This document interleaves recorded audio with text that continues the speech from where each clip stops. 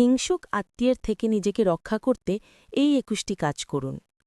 কম বলুন, বেশি করুন।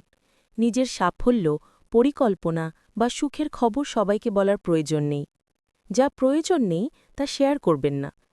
ব্যক্তিগত টাকা-পয়সা, সম্পর্ক বা কাজের অগ্রগতি গোপন রাখুন।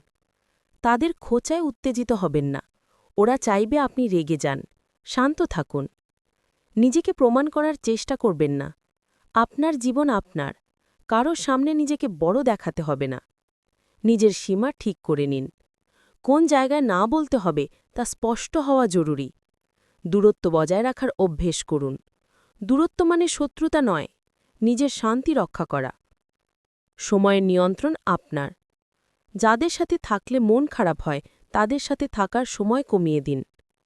তাদের প্রশংসায় বিভ্রান্ত হবেন না। হিংসুক লোকের প্রশংসা অনেক সময় ইমিটেশন গয়নার মতো খুব আকর্ষণীয় হয়, কিন্তু 100% ভেজাল। নিজের ভালো কাজ চালিয়ে যান। তারা বিরক্ত হোক, আপনি থেমে যাবেন কেন? ফাঁদে পা দেবেন না। গসিপ, ঝগড়া বা তুলনার খেলায় জড়াবেন না। সোজাসাপটা হতে শিখুন। প্রয়োজন হলে ভদ্রভাবে কিন্তু সরাসরি বলুন। যেমন, এই ব্যাপারে আমি কথা বলতে স্বাচ্ছন্দ্য বোধ করছি না। দোষ নেবেন না। তাদের হিংসা আপনার দোষ নয়, এটা তাদের চারিত্রিক দুর্বলতা। পরোক্ষ খোঁটা বুঝেও চুপ থাকুন। উত্তর দেবার প্রতিযোগিতা নয়, বরং একটি হালকা হাসি সেই খোঁটার জবাবের জন্য যথেষ্ট। নিজের উন্নতিকে সময় দিন। হিংসুককে নিয়ে ভাবলে নিজের সময় নষ্ট হয়।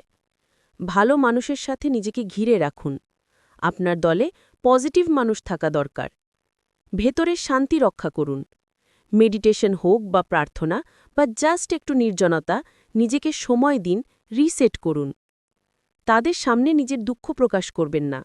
আপনার কষ্ট বা দুর্বলতাকে তারা অস্ত্রে হিসেবে ব্যবহার করবে। অতিরিক্ত সাহায্য করবেন না। বেশি সহানুভূতি দেখালেও তারা হিংসা করবে। তাদের সাফল্যে হালকা শুভেচ্ছা বিনিময় করুন।